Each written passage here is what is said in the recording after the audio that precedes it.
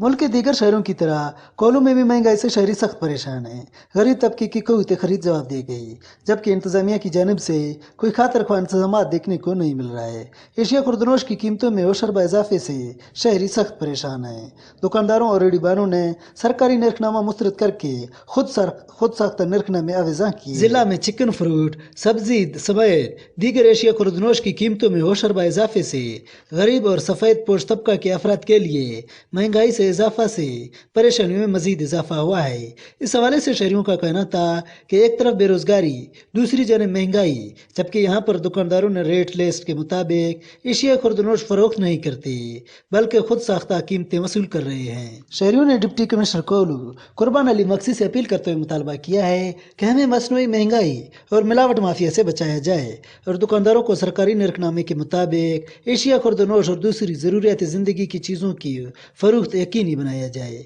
ताकि हमें खरीदारी में आसानी